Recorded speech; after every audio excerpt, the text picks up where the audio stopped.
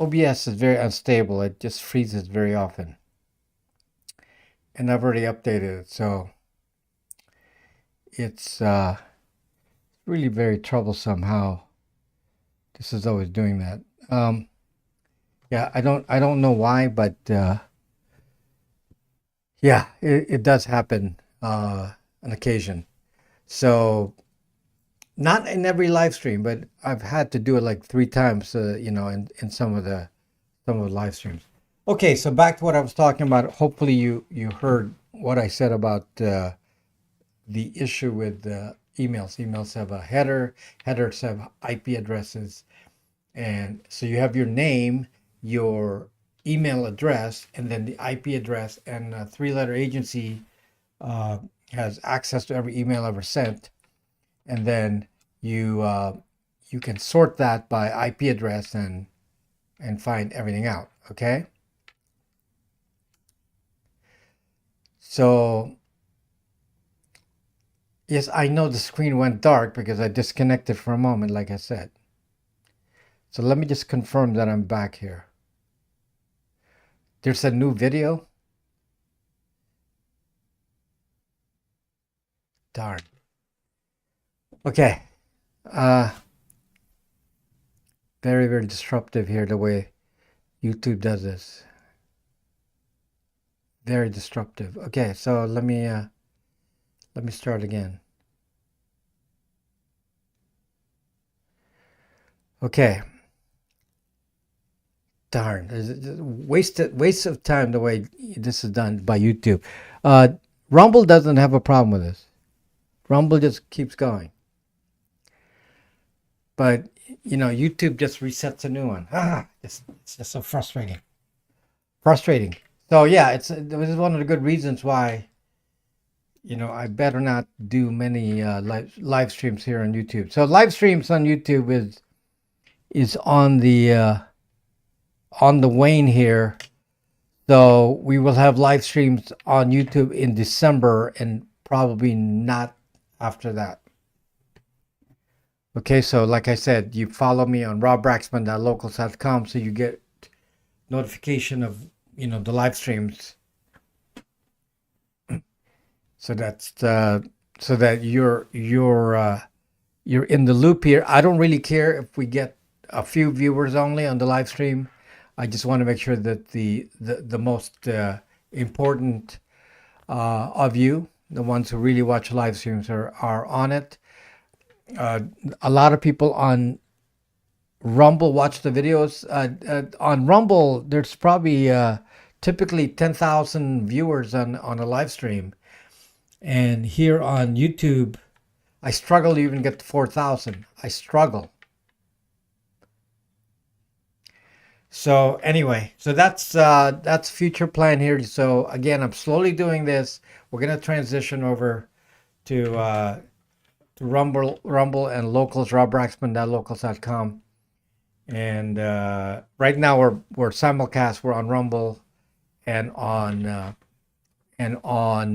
YouTube. I can't do a live stream yet on locals. It's not yet set up for that, but hopefully that'll be ready by 2024. Okay, so hopefully everyone's back here, and let me repeat again the issue that I'm going to be discussing, which is the email issue. And the issue is that if you are using email reveals your IP address in the header of the email. It has your email name and then the email address. And that is captured by three-letter agencies. This is not a secret. Snowden has explained it over and over. And there are many ways for them to capture email, including directly just, taking it from big tech. They just hook up directly to big tech and just get direct access. So either way, they can take it directly from SMTP. They can do it from email. Either way, it doesn't matter. They have the header. They have all of that. They have the content.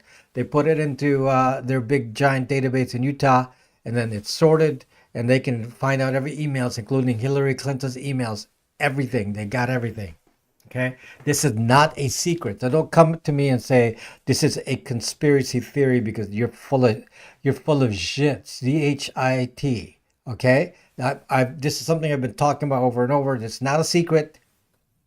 Anybody smart enough to understand the mass surveillance world knows this.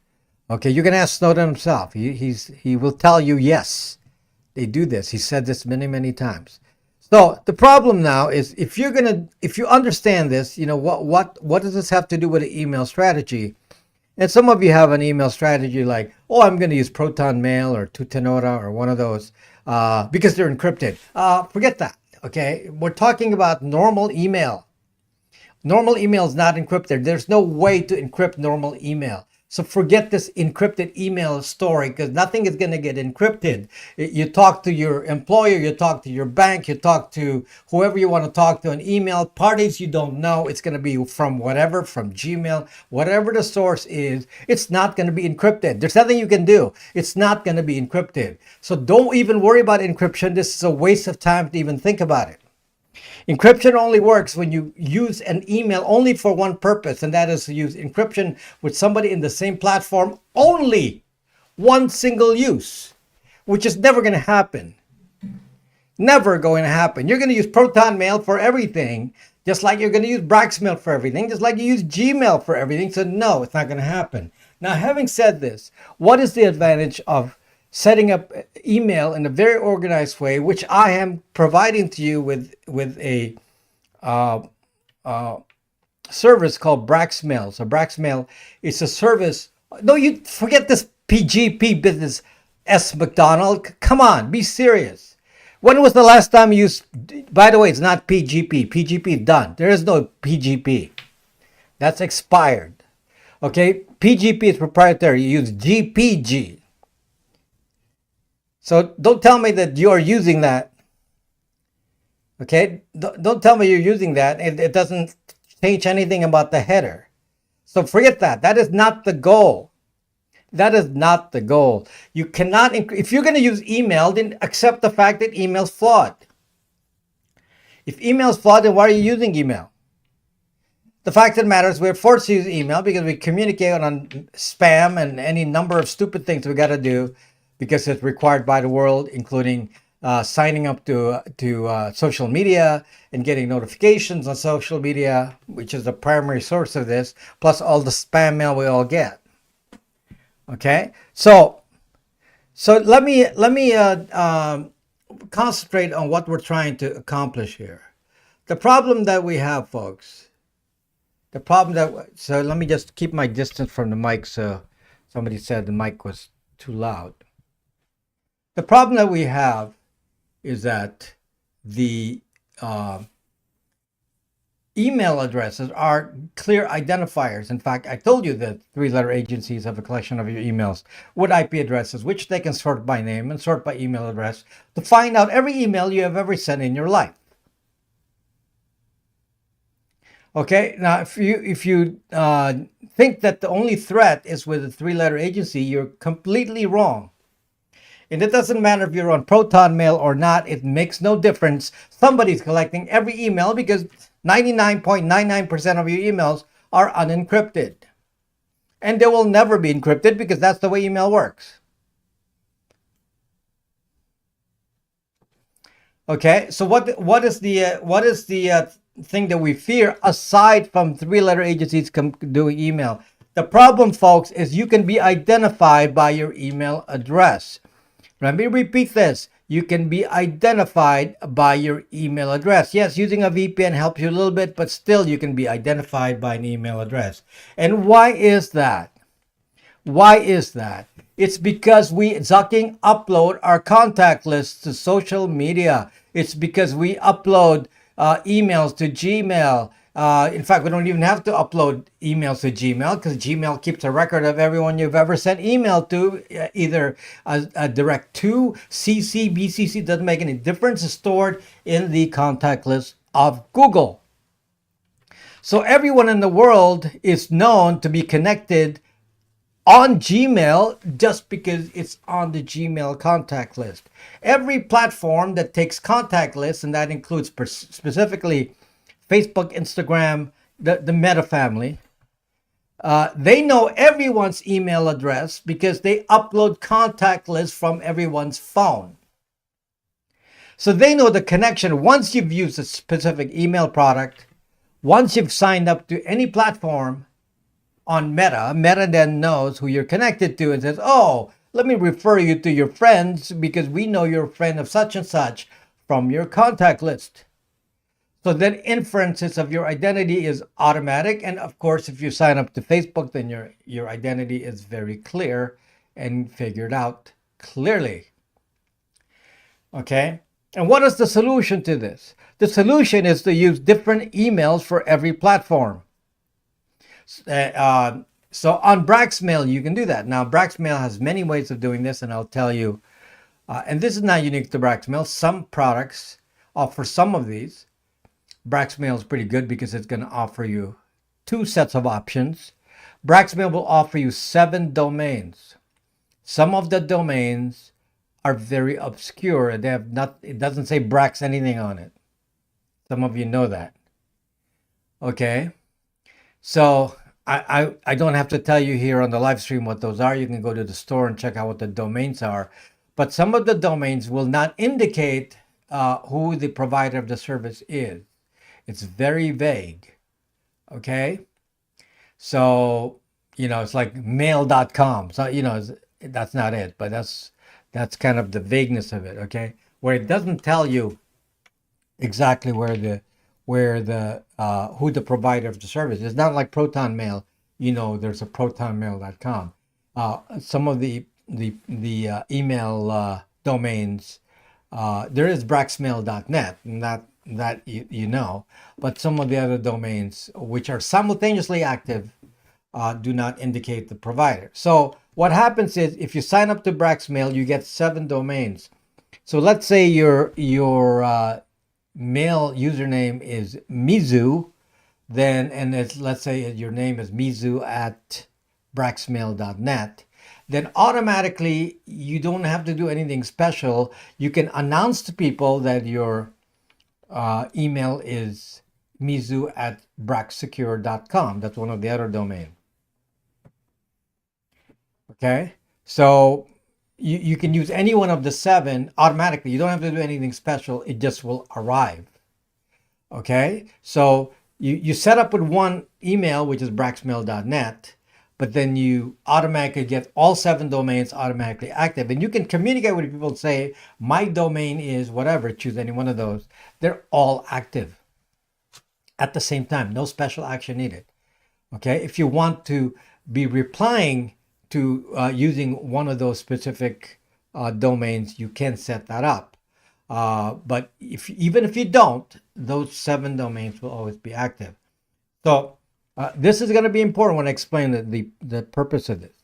So now the other thing you can do is set up. So let's say Mizu is the username. You can set up aliases. So let's say Mizu at braxmail.net is the account. Then you can use an alias. The alias is made by putting a dash. So it could be Mizu-Amazon at braxmail.net, Mizu-X at braxmail.x, Mizu-TikTok at braxmail.net. That's one possible use. Mizu-Wells Fargo at braxmail.net. Now, so basically you can make a unique email for every platform. Now, what is the importance of that? The importance of that is that one, you can't be matched to an email in the contact list because the email is different. And somebody would say, well, yeah, but that's so close. They can see a dash and they can go figure it out. It doesn't work like that. Okay, they look for a one-to-one match of the email with a full name, a full match, and that's how you're identified, cross-identified in platforms. And it doesn't matter if it's only a letter different. Who cares? That's many emails are only a letter different. That doesn't mean anything. The point is that you cannot be connected to a contact list, and even if the 3-letter agency sorted the emails and sorted it by IP address, and you're using a VPN, and the name of the email is different, then it's not going to connect activity from one email to the other because they're different. Okay, so this is a very nice identity feature, because one of the biggest holes is this contact list and the fact that three-letter agents connect this information on the email through the header. So this is very important to note. This is one of the advantages of Brax Mail, because you can set up unlimited aliases. You don't have to set them up. All you have to do is put a dash and then use some other word in there, and the email will arrive to your main account. So mizu@braxmail.net will get every email. If you send email to mizu-abc, it will still go to mizu@braxmail.net, because it ignores when we process the email, we ignore the alias and send it to the main account. Okay, so now let me explain this a little bit more clearly here. I don't want this main account thing. I want a temporary email because I don't want spam. Okay, if that's your purpose, this is not for that. Okay, then you use Gorilla Mail. This is for one-time email that you don't want to ever, if you want your identity to never be connected and you don't actually want to receive the email. Okay, I can't disconnect now. If I disconnect the video, the video we'll have to restart on Zucking YouTube here. Okay, so let me just finish my comments, and then let me finish my comments and forget the video, and I'll restart on the Q&A section. Okay, so there's nothing we can do here. Just so stupid. Okay. So anyway, if your intent is to actually have a temporary email for one-time use, because you really want to be not someone that somebody can contact on a permanent basis, then you use Gorilla, not Gorilla, Guerrilla, like World War II guerrillas in in the jungles. Guerilla, guerrilla, not a gorilla. Okay, so Gorilla,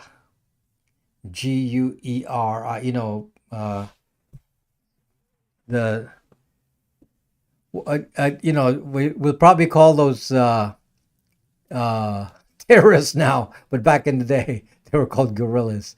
Okay, World War II or Vietnam War, it would be called guerrillas. Okay, so Gorilla Mail is that kind of thing for one-shot use. That's not really what we're trying to do here. I mean, that's you want to receive the mail. So if you want to receive the mail, use Brax Mail. If you don't want to if you want to receive the mail only for a short time, you can use Gorilla Mail, because then it can be temporary. So temporary email is Gorilla Mail. And it's free. But if you want normal email, for example, if you sign up with a platform, then of course you need to have an email that's working, or they say you can't do two-factor authentication. So that's what a Brax Mail is for. Brax Mail has unlimited aliases and then 7 domains, and that's the purpose of it. Okay? So the key is, if you use it with different login to different platforms, the end result is that they cannot connect you and identify you cross-platform for sure, and the platform can't find out who your friends are and who your real connections are and say, I know you, you're the same guy, and we blocked you before and we'll block you again. Okay, so hopefully you understand that. Okay, so Brax Mail is one of the products that I have, and there are many other email products that do a little bit of what I'm talking about here, but Brax Mail specifically has this. Plus, it hides your metadata by stripping the header on the email, so the email doesn't have anything in the header that identifies you. So that's consistent with the approach that the email is not supposed to be used for identification purposes. That's the purpose of Brax Mail. If you are going to use an email name with your full name on Brax Mail, you're going to the wrong place. You should do that on Gmail because they're probably following you anyway. So yeah, so on Brax Mail you shouldn't be using your real name. On the Brax Mail, I don't care if you use your real name on the BraxMail platform, just Brax Mail. You don't want that. That's not the intent. The other thing is that Brax Mail has no limits. We don't limit, how many emails you get, the size of your stored emails, and so on. So don't don't reload. Don't do anything. The screen is frozen, and if I restart now, you will lose it. I have to start again with a new session. So we will do that after this. Okay, so I'm going to restart, and then on the restart, we'll do the sponsor, hopefully with a video, and then we'll continue with the live stream. It's likely going to be on a separate. I don't know if this is going to happen. So just we're going to guess that YouTube is going to disconnect it and start a new video. Okay, so just keep an eye. It may or may not happen. I can't tell you right now. So I'm going to disconnect, and it may start a new video. If the video becomes blank, remains blank, exit out and find a new video. Okay, be right back. Again, if it's blank, find a new video. You don't have to do anything on Rumble. I'm going to be right back. Okay, stay right there.